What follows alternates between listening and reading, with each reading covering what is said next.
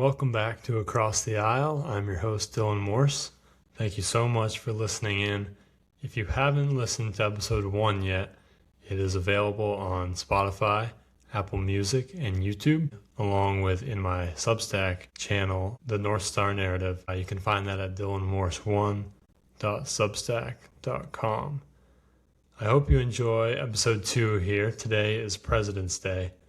And if you don't know about me, history was my first love, and it's something I'm very passionate about to this day. So today I'm taking some time to acknowledge our presidential history, and my guest is Izzy Provoncha. He is a teacher at Hartford High School, where I went to high school, and he was my U.S. history teacher in 10th grade. We're going to dive in deep about the U.S. president's American history and some of the history that Izzy is living through reenactment and through his work with the Historical Society. I hope you really enjoy it, and I hope you'll keep tuning in.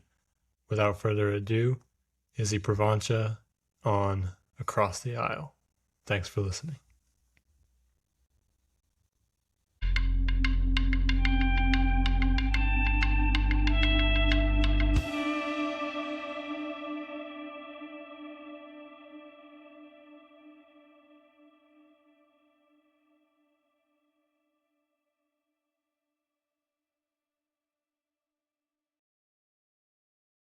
All right, Izzy Provoncha, thank you for joining Across the Aisle today. You are my first video guest. Appreciate you being here. Maybe you can start by just giving a background about who you are, how you got here, why do we know each other, so on. Sure. Well, thanks a lot, Dylan, for having me on. I really appreciate it. It's a cool opportunity. So my name is Izzy Provoncha. I am a 7th generation native Vermonter. And the way I got to meet Dylan or know Dylan is by kicking his team's butt in basketball. No, but I taught Dylan as a sophomore in my U.S. history class. And also we were connected through basketball. I've coached against him, coached with him a little bit, played against him. So we have that too, beyond the academic part, which is fun. Yeah, we have some interest in history in common and a fundamental play style on the court in common, I think. Exactly. A lot of pump fakes between the two of us. That's right. Not a lot of high flying. Right. A lot of mid-range jumpers, which is okay. Out of style, but we're bringing it back. Yeah. A dying art, but that's okay. Where in Vermont is your family from? Has it always been the Upper Valley? No, actually, fairly new to the Upper Valley. My family's from Madison County. So my mother's side of the family's from Bristol, which is where Mount Abraham is, and my dad's side's from Middlebury. And ironically, I grew up in New Haven, which is basically dead center between those two places. So I'm not truly a New Haven person, but it's where I grew up. So, yeah. And I got to the Upper Valley through my teaching job. So my first ever teaching job was at Hartford. So then that kind of brought me this way, although it took me a few years to actually live down here. Did you always want to be a teacher? Is that something you've always known or come to? Oh, that's a good question. I mean, I don't know. I mean, I think the answer is no. I don't remember really what I wanted to be as growing up. I remember like playing school as a kid, which I don't know if all kids do that or if that's weird. I don't know. But yeah, so I don't know if I've always wanted to be a teacher, but the way I came into it was as a sophomore, I was actually taking a U.S. history class, and I was kind of a dejected, teenager, as sophomores tend to be, which you can, relate probably. Had a few of my buddies in class. Yeah.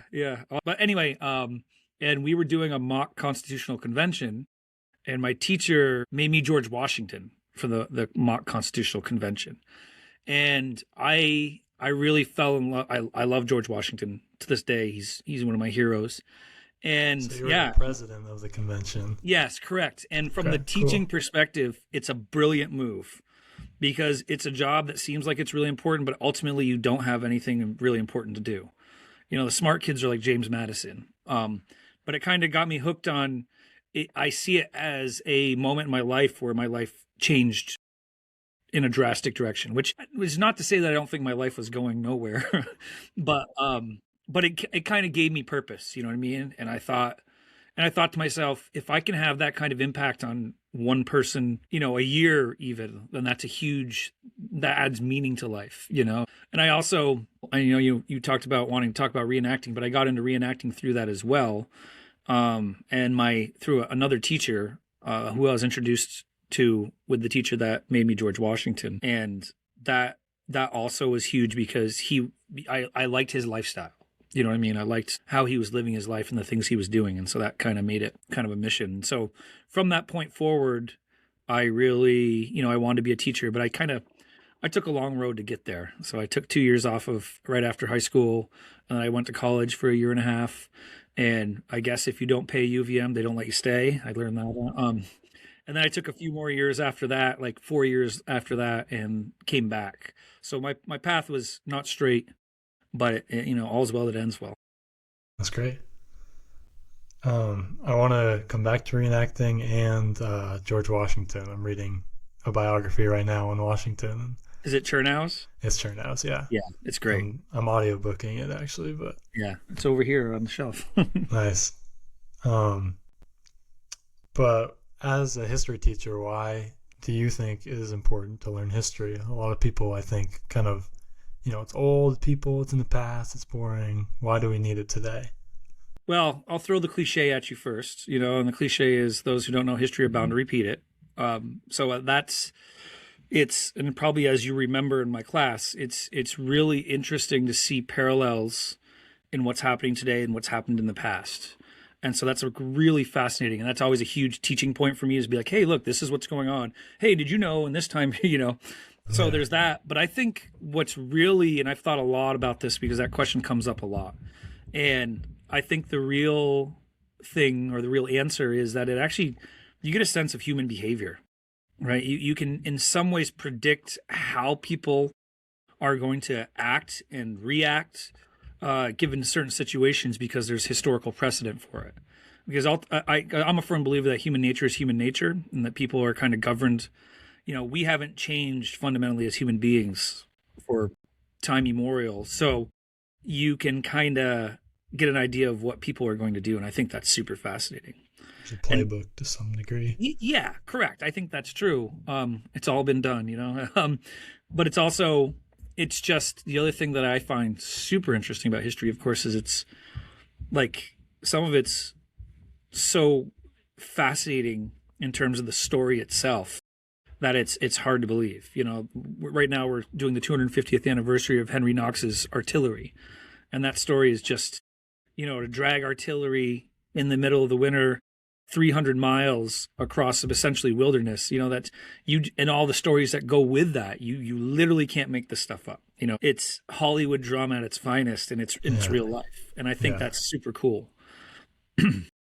That's kind of a concept I've been on recently. I watched the Ken Burns documentary about the American Revolution, and just how many ways it could have not happened or could have gone wrong, but it seems like there are these little twists in history when you need them most that kind of, I guess, deliver the outcome that is American independence. Not always pretty, and not always as in order as we like to think of it. Yeah, and especially with the revolution, it's an amazing thing.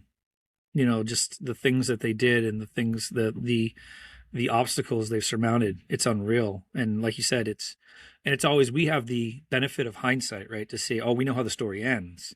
But at the time, you know what I mean? That wasn't the case. So it's super interesting to think about that as well.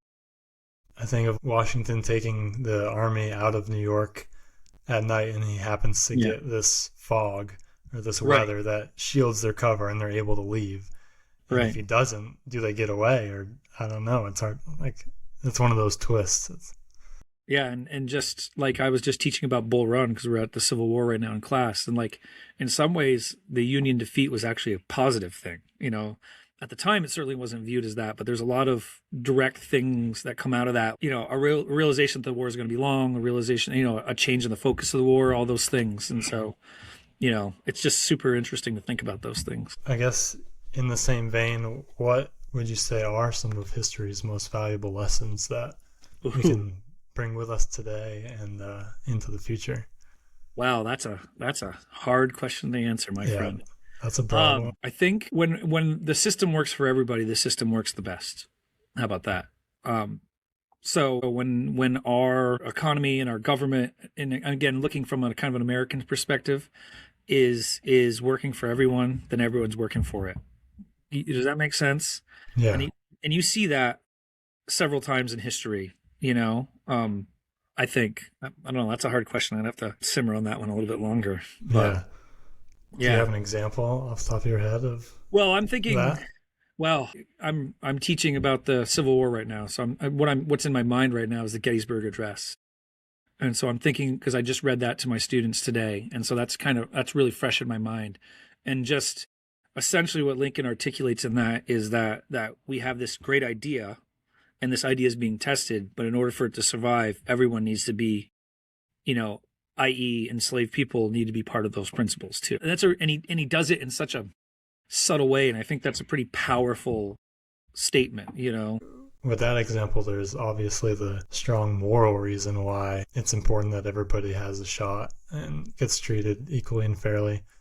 But I think Adam Smith made the economic argument that, believe it or not, people don't contribute or produce maximally when they're enslaved and don't have Yes. rights and economic incentives and things. So when everyone is on a level playing ground, we get the most out morally and economically. And in turn socially and politically, Yeah, right. and I think that's 100% true, because the cycle of the economy is pretty simple, right? If I'm making money, I spend money. If I'm spending money, more people are getting jobs, and if they have jobs, they're spending money, and that kind of snowballs, right? And so it makes sense that I would agree with that. And of course, obviously, if you're an enslaved person, you don't have much incentive to work hard at all, other Yeah, than exactly. here. So yeah, so I agree. And giving people, like you said, I really like what you said right there, an equal playing ground, a fair start, um, which unfortunately in our society, and in every society, has never been true, right? There's always people with disadvantages for a variety of different reasons, both seen and unseen. So yeah, it's interesting to think about. Yeah. Well, it all trickles down in the end, right? Yeah, yeah, yeah, yeah. Sure. Okay, we'll shift gears. You kind of get to live history in a couple ways in your life. We'll start with your reenacting. What do you do there? Oh, what don't I do? No. Yeah. So again, my story picks up where we kind of left off before, where after my teacher made me George Washington, she's basically like, "Wow, you're really kind of into this. You should go talk to this other teacher. He does living history." And I've been exposed to that as a kid. I remember going to Fort Ticonderoga and Crown Point as a kid and seeing that stuff. So it was nothing new, but I really enjoyed that experience. I'm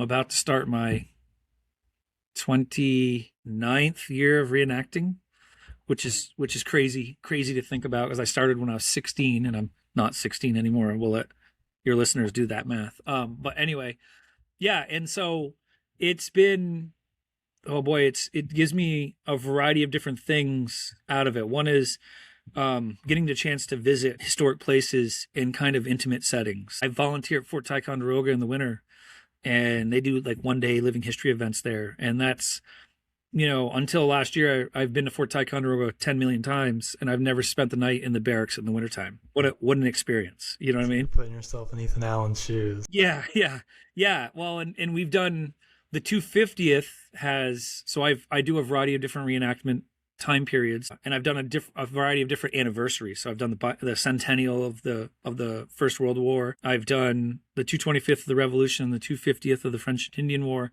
and now we're obviously in the middle, or really at the beginning of the 250th anniversary of the Revolution, which the first year was last year. And I've already had some amazing experiences. So we marched from Lechmere Park, which is where the British landed on April 18th or April 19th, 1775. And then I marched all the way to Lexington and Concord, you know what I mean, on Battle Road. So that's a pretty cool experience.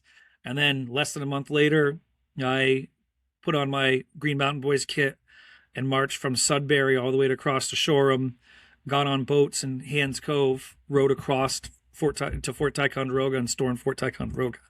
And in October, I went way up into the great northern woods of Maine and marched 13 miles across the Great Carrying Place, which is an ancient, an indigenous route that Arnold took on his way to Quebec.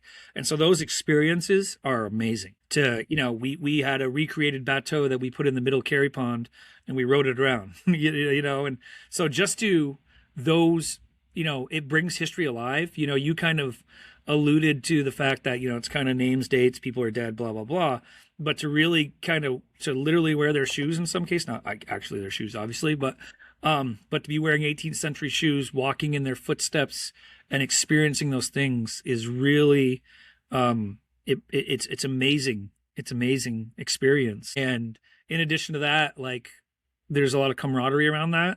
So it's kind of a family, and it's the most interesting thing in the world. I think that some of my most closest friends are people who live in different states, sometimes hundreds of miles away from me and sometimes in other countries.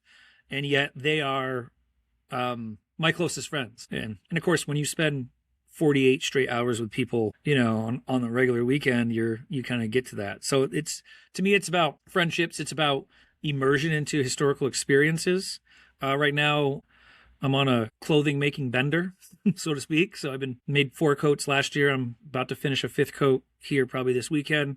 And it's kind of interesting to learn that aspect of it too, like what coats they were wearing, how they were made. And so it just really brings history alive. And I think that's a really cool and unique experience, and I've had a lot of different, what we call like, like flashback experiences, for instance, we were doing World War One, and it was a rainy day or a rainy night, and we went out on patrol.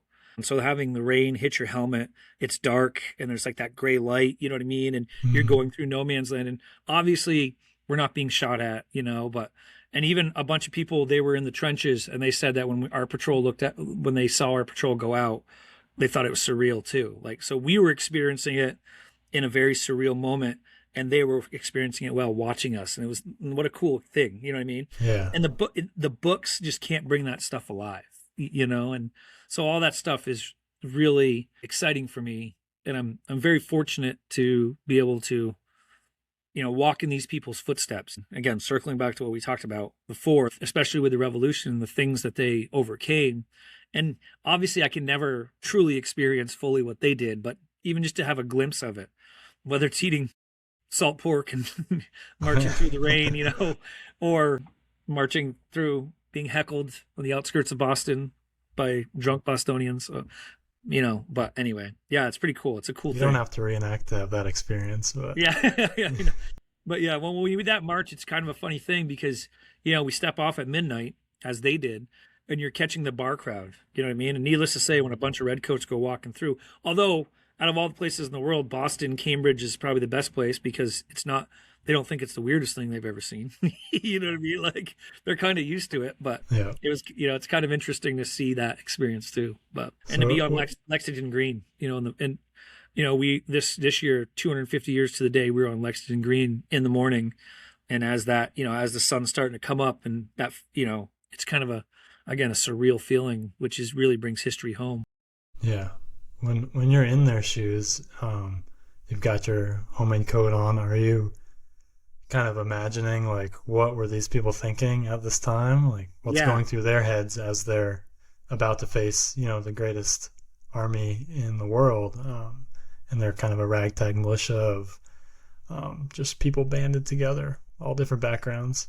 Yeah, and I think, I think it's hard because they're, again, the human element hasn't changed, right? So they felt and thought and loved and hated the way we do. But, their context was slightly different. So I think it's harder to kind of feel that. But just, even though it's a reenactment, like, again, Lexington Green, you can feel, like, the tension. You know what I mean? We know nobody's going to die. You know what I mean? We know there's thousands of people around in stands, you know what I mean? But still, despite that, April in 1775 is not really different than April in 2025, temperature wise, sun wise. And so that kind of, it does, it makes you think a lot about what they were thinking, and trying to experience it from that perspective and again, bringing these people to life. They were real people and they were experiencing all these things. And I think it's really important to think about that, including on both sides. The British were also, most of those guys didn't want to be there either. So they probably wanted to be there less than the Americans did. But yeah. Cool. Let's turn to the Historical Society. You Oh, work yeah. with Tunbridge Historical Society, right? That's where you Yeah. live? I'm a very simple man. And so my life goals have always been revolved around like I want to be in the historical society. I want to be moderator of my town.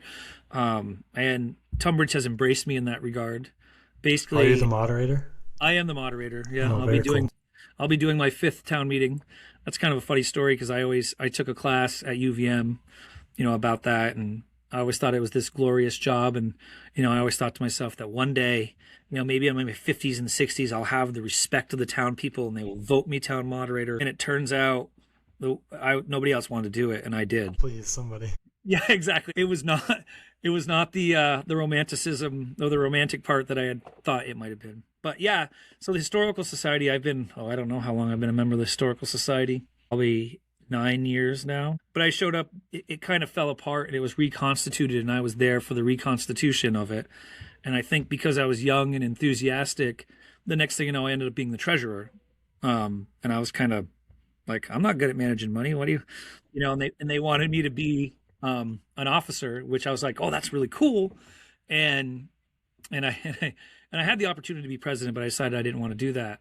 And essentially, shortly thereafter, COVID hit, and there was kind of a reshuffle in the historical society again. Since then, I've been basically allowed to run hog wilds and do whatever I want. And that sounds really bad, but what I mean is, like, I've organized bus tours, so I do bus tours every year. So I do, we did one visiting historic barns in Tunbridge. Right now, I'm actually working on documenting and writing stories for all Revolutionary War veterans who had lived or at least buried in Tunbridge. Um, I've I've squeezed myself into the Tunbridge Fair, and I'm set up on Antique Hill doing some living history up there, and I wrote a book in the sense that we did an oral history book, and so I was part of that. And so I've had a lot of these really cool opportunities because basically a bunch of people are just really supportive of me and my passions. And I kind of have history ADHD, and what I mean by that is I just get excited about everything, like everything in history, and I want to learn everything, and I go on these tangents, whether it's covered bridges or barns or churches or Revolutionary War veterans or houses. And so it's been a really cool experience. I'm very grateful. I have a patron saint who she's an old Tunbridger. She's from an old Tunbridge family, a very famous Tunbridge family, or infamous, and she's been kind of my supporter. And I've had a cool, and through it, like we did, I helped organize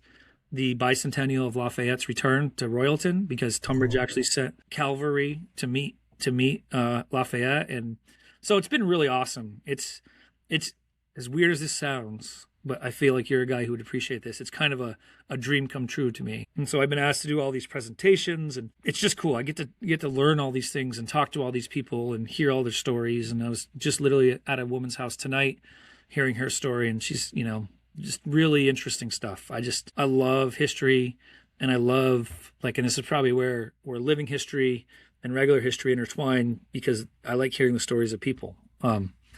So it's pretty cool. It's exciting, and I helped acquire the North Tunbridge Baptist Church, which is our kind of our headquarters, and helped write a grant to get new windows. And so I've done all these cool things that, I don't know, it's fun.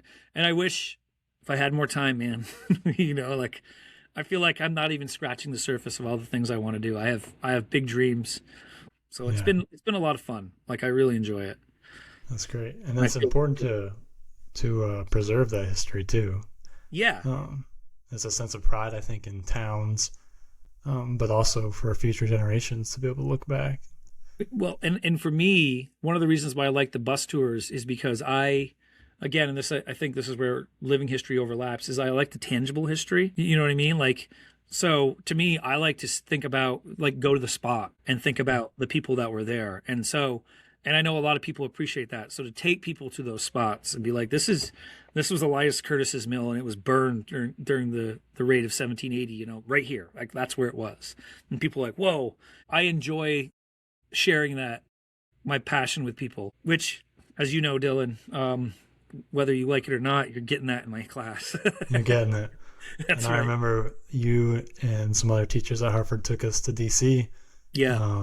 and we saw a lot of the monuments. It was the first time I then went to college there, but it was the first time I'd been there. Yeah. Yeah. And we went to Gettysburg as well, and you took over at Gettysburg, and Oh, yeah. yeah, Did Gettysburg today. all right, The abridged version, though. yeah. Yeah. So, But yeah. yeah, it So was it's cool cool. to be there. Like this is where it happened. Right. Um, we went to Antietam um, this spring before we moved, in Harper's Ferry, or John Brown's fort. Yeah. Um, That's and awesome. yeah, it was super cool. Yeah. And again, just walking those places and thinking about what happened there. And to me, that's so cool. And, and you kind of said it well, like this stuff happens in your backyard, right? Tunbridge is a little town, but it's experiencing history too all the time, even now. And so it's really interesting to think about all those things. So, and I'm Yeah, Vermont is a great place to be born for history. I mean, it's without a rich. doubt, Like without a doubt.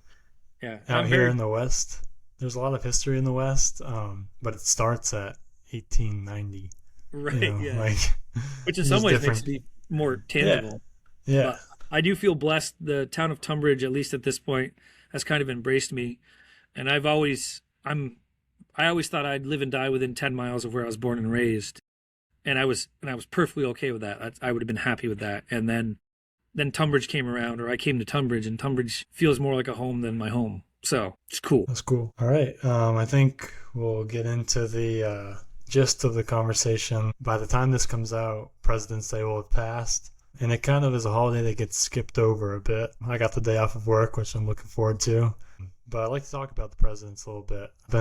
I've been reading up on them. I've been kind of binging since the summer on presidential history. It's a great way, I think, to look at American history because it kind of segments it, and you get an understanding of the eras and the people through the presidents to some degree. And I guess I'll just start by asking you, who do you think are the most impactful presidents in Hmm. American history? Well, yeah, well, first of all, as you well know, I love my presidential history as well. I'm fairly passionate about that. I mean, I think my short list is, I think the greatest American president is Lincoln, like, without a doubt.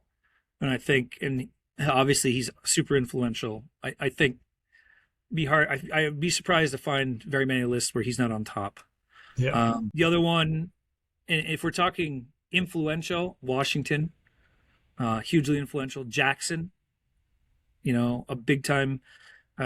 Roosevelt, Teddy. Well, actually, both Roosevelts, super important.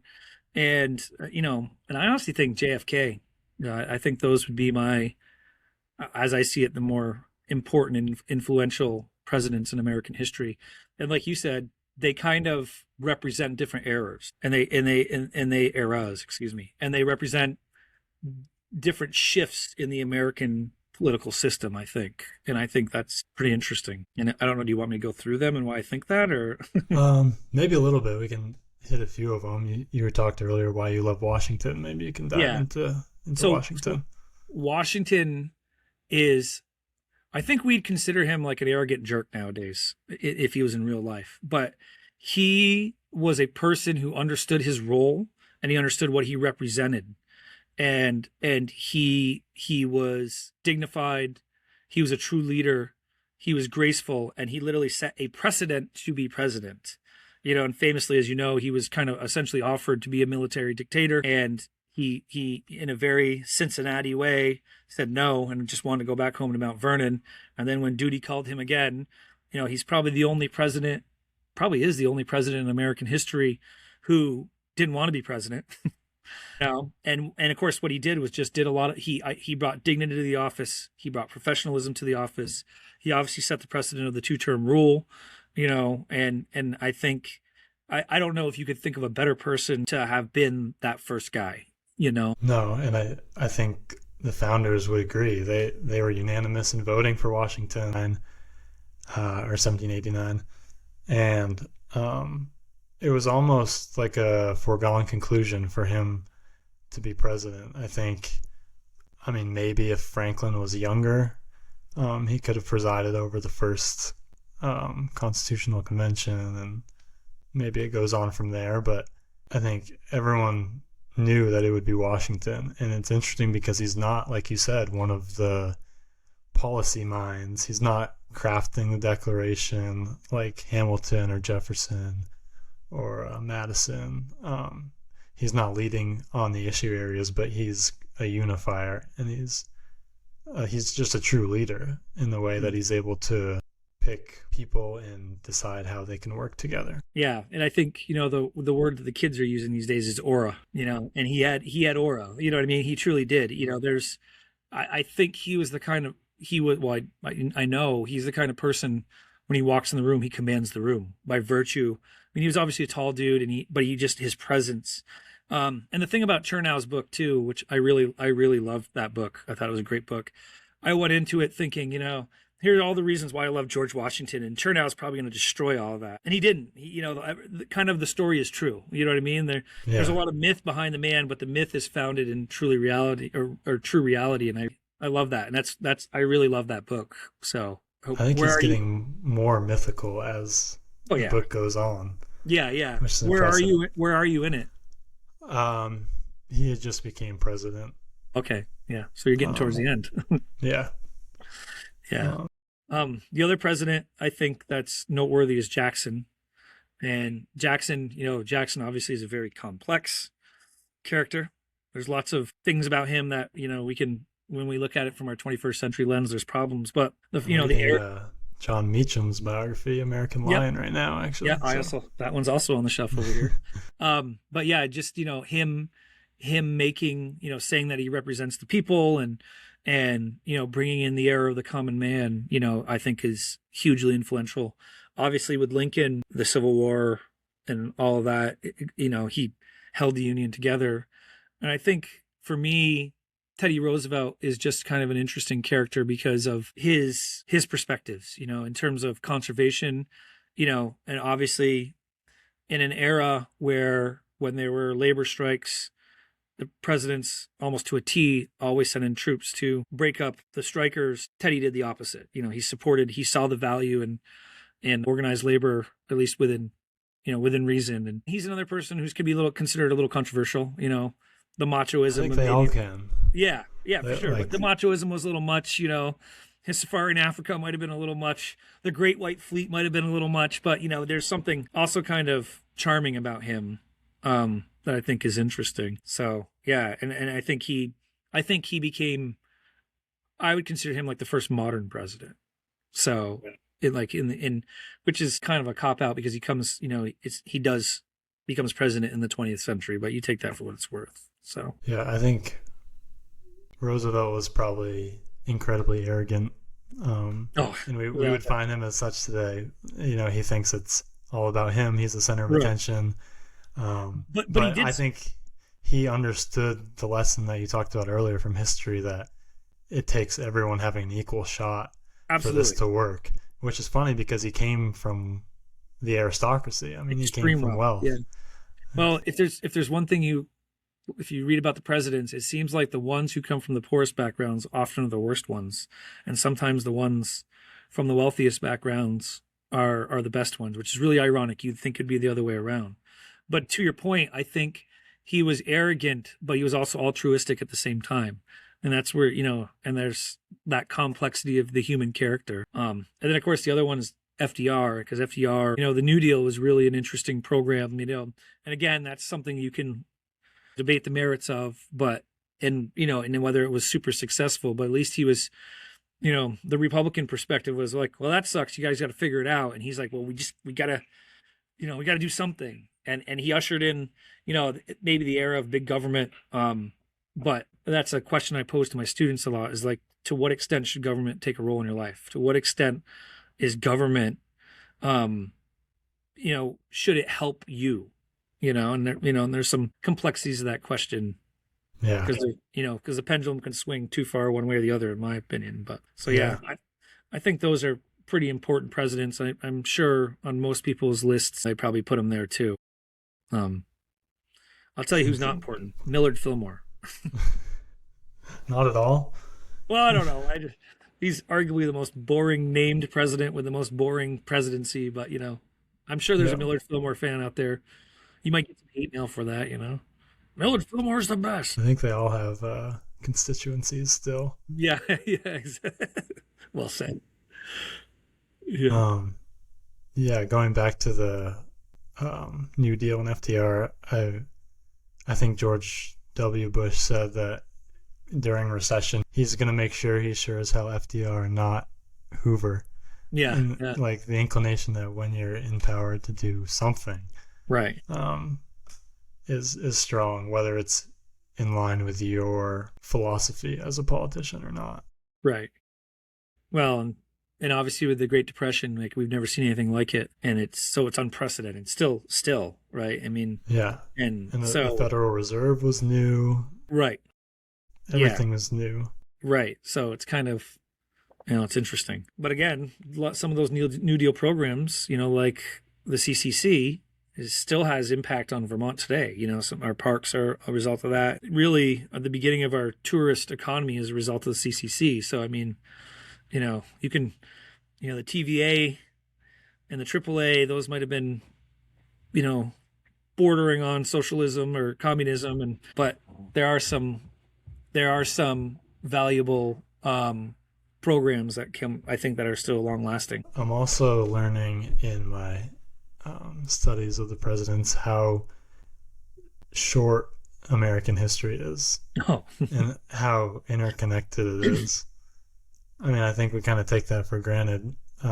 Like John Tyler was the 10th president, his and grandson. his grandson died last year, Yeah, exactly. Which which is insane. is a little misleading, but it's, there's obviously there's a lot to unpack there about that, but Yeah, no. But the some point is that his literally his grandson. Well, and also when you look at the scope of like Egyptian history, and you look at the scope of geological history, you know what I mean? I mean, even I think 250 years was a long time ago. So yeah, and it's just amazing how interconnected it is. Like when Jackson's president, Lincoln is in the House of Representatives, and then Lincoln uses some Jacksonian philosophy when he kind of uses federal power to during the war, hmm and maybe slides around the Constitution here and there. yeah, suspending And the then habeas corpus. Yeah, it happens. yeah, Lincoln's it happens. Lincoln's assassinated, and then Teddy Roosevelt watches his funeral procession in New Right. York. It's There's just the famous interesting picture. yeah, just how connected the things are. hmm Well, that's one of the cool things. I again just the continuity of history. I love that.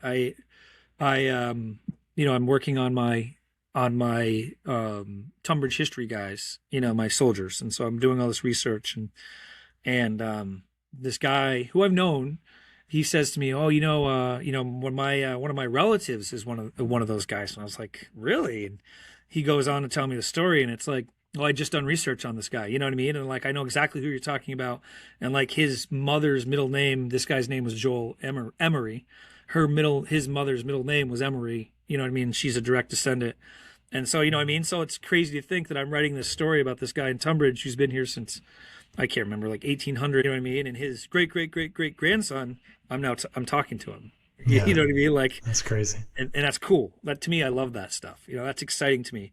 And of course, I fired off my write up on Emery to him, which I don't know if I'm going to be a writer anytime soon, but Where do you kind of start when you're researching something like that? Like where do you get into these primary sources yeah. and other Well, stuff? so it's a little complicated because there's lists of Revolutionary War soldiers. Some of them I don't think are Revolutionary War soldiers. But where I start is with the pensions. Are you familiar with the pensions? So in 1818, Congress passes a law to give Revolutionary War veterans, who most of them are in their 60s at that point, pensions for service. And one of the things that they have to do is prove their service. So what they do, and they're all digitized now, which is pretty cool. So what you can do is you can go online and search the person. So I'll search Dylan Morse, Vermont, And sometimes I can cross reference who your girlfriend, your wife is, and then I read your pension, and it says, I was born and raised in Heartland, Vermont, in in on May 10th, 1775, I joined Captain so and so's. So what I do, so I read that, and then what I do is I have. Are you familiar with the Internet Archive? I think Harvard did it, but they scanned all these old books and put them online, like millions of them. So what I do is I go to each state's muster roll, and then confirm, and then start doing some geological history. And then what I do is then kind of most of them say stuff like, I'm doing one right now. The guy's name is Timothy Dewey. And he's like, I was at Bunker Hill. Right. And it's like, okay, well, that's, that's kind of a big deal, like, and he was with Stark at Bunker Hill. So Stark played as in John Stark. So he played a very specific role at Bunker Hill. So what I do is then kind of expand on that. So like, here's what happened with Stark's New Hampshire men at Bunker Hill. For all I know, Timothy Dewey could have been out back, digging a ditch. I don't know, or he could have been up on the fence, And so I kind of work with that. And some of them are really descriptive, which is really cool. Like one guy he literally says, I saw Major John Andre executed, So he's like, I was at West Point. So I quote a lot of them. And so it's basically the way I look at it. It's like a crime scene investigator. You get all these little pieces, right? And what you got to start to do is see if they start to connect and corroborate those stories. And so I've been ignoring some of my schoolwork doing it. Should probably grade those papers, but this is way more interesting. So it's been a lot of fun. And some of it's really challenging. Sometimes I run into a lot of dead ends. Sometimes I find these gems. There's this one guy's name's Jonas Gates, and he was one of the oldest living Revolutionary veterans. He died in 1864. So, and there's actually a picture of him, so I found that and I was like, whoa, and I looked through family genealogies, histories, stuff like that. So it's a lot of time, but it's a passion project. Yeah, that's really My cool. goal is to have them all their stories and have them documented before the 4th of July. So Wow. we'll Coming see. Up. Yeah, exactly. So where can we read these when they come out? Well, I don't know. They're rough right now. And the Historical Society wants me to put together a book. So maybe someday, but they need a lot of editing. They're not. Yeah. So, that's cool. And I'd have to figure out how to organize them anyways. Yeah, it's super interesting. There's all kinds of. We had a guy who was a light dragoon, so he was in the cavalry. We have a guy, a couple guys are at Bunker Hill. There's a drummer, a fifer, some guys in the light infantry. So they span all kinds of different parts of the war, which is super interesting. So all of them are New Englanders, obviously, but yeah. So it's cool stuff. Cool. Yeah, keep painting that picture. Yeah, trying.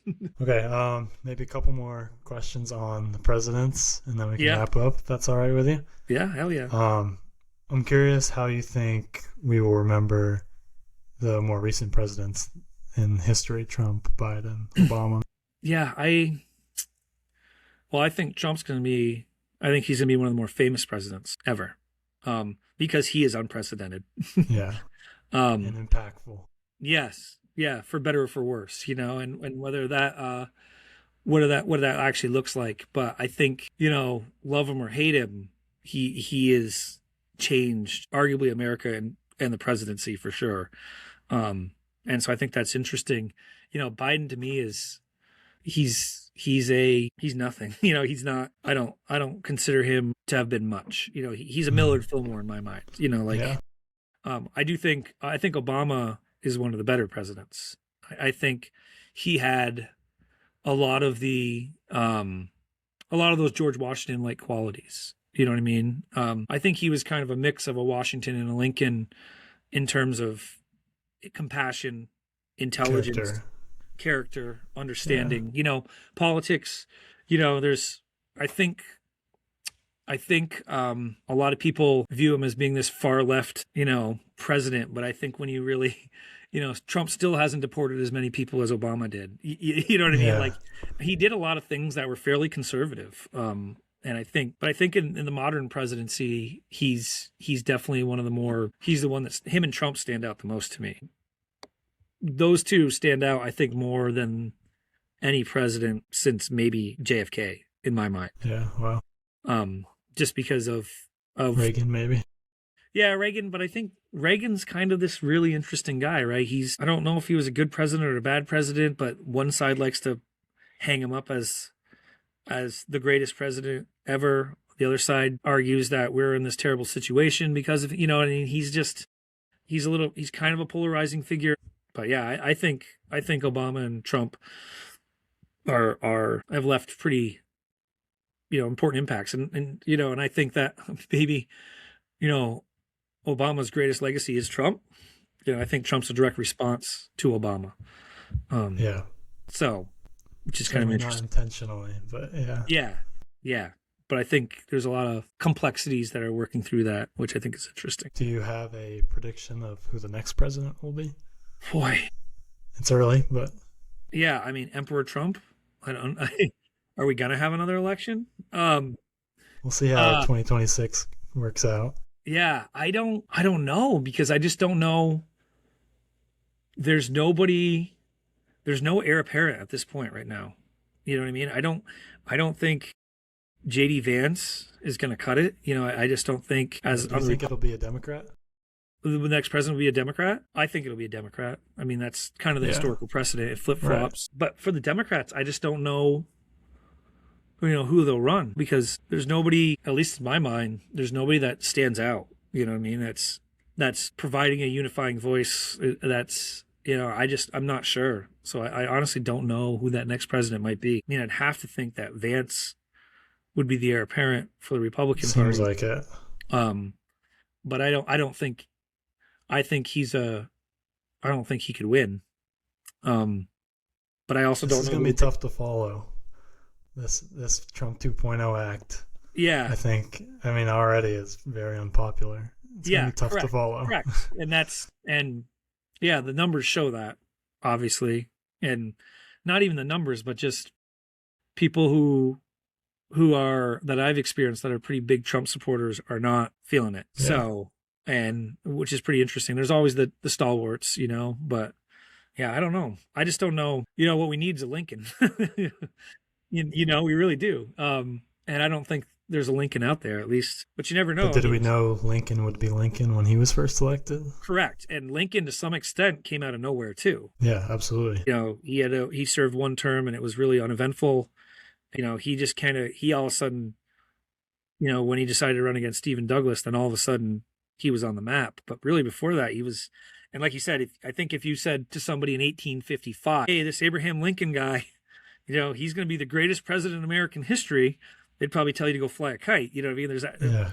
And then, fast forward 10 years and there he is. So maybe And that person he even thought that there was a good chance he could lose re-election for a yeah. second term as president. And, Yeah. Well, he kind of cut a little close. oh, yeah. I mean, he certainly didn't win in a landslide. Yeah. So, yeah. So, yeah, I don't know. Yeah. It'll be an interesting primary for sure. Yeah. Well, and I don't know. Our political landscape has shifted so much just in the last 6 months. You think about Marjorie Taylor Greene, who is a Trump stalwart and now is like calling out the administration, sounding in some ways like a Democrat, and it's like who had that on their bingo card, right? You're like, you, Nobody. yeah, if you told me 8 months ago that would, you know what I mean? So it's like it's just the way things are changing so fast, and it's really, it's a cliche again, but we're living in historic times, and sometimes these times are so historic and they're moving so fast that we're not going to be able to understand them until time has passed. You know what I mean? And it's weird to be in that moment. And that's where, again, to circle back to the beginning of our conversation, understanding history gives you at least a sense of that. So, Yeah, there's a comparison or a baseline understanding of where you are. right. Yeah, So, although I do think we're in slightly uncharted territories, a little at bit. least in America, maybe not in other parts of the world historically. A lot to think about. Well, maybe we'll wrap up with you maybe touched on it a little bit already, but bullet point: who are your three favorite presidents, and Three. one Okay. reason why? Well, I'm going to throw you. So, my Lincoln is not one of my favorite presidents. Interesting. Mostly not because I don't like him. It's because it's just I'm always the kid that doesn't want to wear the Jordan jersey when everybody else is wearing the Jordan jersey. You know what I'm The saying? easy choice. Yeah, yeah. But obviously, my number one is definitely George Washington, without a doubt. Like that's probably pretty obvious. Teddy Roosevelt's right up there. A book that you should read. I'll finish it tonight. And people are this is gonna be a hot take, but I'm a Calvin Coolidge guy. Okay, we All can right. talk about Coolidge. Yeah. So I just read Amity Shlaes' biography of Yep. Coolidge Also have that one. in October. Yeah. So I picked up. Somebody gave me a free copy of the autobiography of Calvin Coolidge. I would strongly recommend you read it, Dylan. I think that Coolidge was not the challenge of being the president is that you're head of state and head of government, right? And I think Coolidge was a great head of state.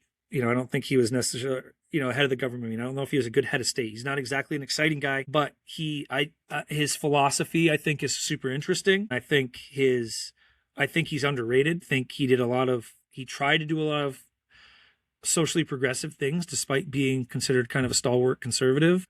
I think it's kind of interesting. One of my other favorites, which I don't know if Vermont he's bias for Coolidge, of course. yeah, a little bit, but I'm not a Chester A. Arthur. Although, did you watch that Death by Lightning? Yeah, it was really good. Yeah, it's really good. Made me like Chester A. Arthur a little bit. Of course, when I taught him in The class. acting helps, yeah. Yeah, exactly. Well, of course, I don't know if you remember, but when I teach Chester A. Arthur, it's like he's from Vermont. He passed the Pendleton Act. Next question. But anyway, I think Garfield's underrated. oh yeah, well I wish he would have had some more time. Yeah, sure. And honestly, after watching that show, I know again very minimal about Garfield other than my cursory knowledge of most presidents, and it made me want to read a book about him too. But my other favorite president that I think is underrated is Ike. I'm an Eisenhower guy. Yeah, I really love Eisenhower because I guess if I were to label myself politically, I'd call myself pragmatic, which is like try to do the right thing. You know what I mean? And I think Eisenhower was that guy. And whether, it's sending troops into Little Rock, which you could argue constitutionality of that, you know what I mean? But, I just think he did a lot of things. The interstates, I just think his presidency, I thought he was, again, kind of a Washington-esque character. I mean, he was a war hero, somebody who commanded the respect of people, a true leader. I really not really a partisan actor. Yes, correct. And that's what I mean by pragmatism. He looked at an issue and said, what's actually the best thing for this? And this is what I'm going to do. Not, oh, well, the Republicans are here and the Democrats are here or whatever. And so that's kind of where I land politically often is like, what is the right thing to do? So I really like Eisenhower. He's pretty high on my list. I mean, my top 5, is definitely Washington. Lincoln's on that list because he has to be. Teddy Roosevelt, Eisenhower. And I don't know. I always go back and forth with FDR. I got a love-hate relationship with him. So what about you? What are your top 3? Can I interview the interviewee? Yeah, of course. Yeah, for me, I think Washington and Lincoln are just the unanimous. Yeah. And it's the easy choice, but I think it's just the right choice. I agree. Hard to disagree with that. Washington's the first, sets the precedent. Lincoln takes what Washington built and makes it a better version of it. Well said. And number 3, I really like Teddy Roosevelt myself, because he was a champion for the little guy at a time when it would have been most easy to go along with J.P. Morgan and the wealthiest Americans. So I think he stood up for the working class, and he's kind of a badass. Yeah, he is. And I'm visiting all these national parks out here, and that's thanks to him work. in part. So Right. Yeah, for sure. I got a lot of respect for that. Yeah, I agree. Can't disagree with that. Yeah, and also to get shot and then finish the speech. Yeah. It's pretty cool. Just like, Jackson getting shot at and then kicking the crap out of his would-be assassin. Kind of can't. Lives with the bullet lodged in his chest for the rest of his life. Yeah. Can you really dislike a guy like that, Cool. Well, thanks so much for coming on and talking history. That was a lot of fun. Yeah, thanks for having me, man. I hope it's what you wanted. I can ramble on. Yeah, absolutely.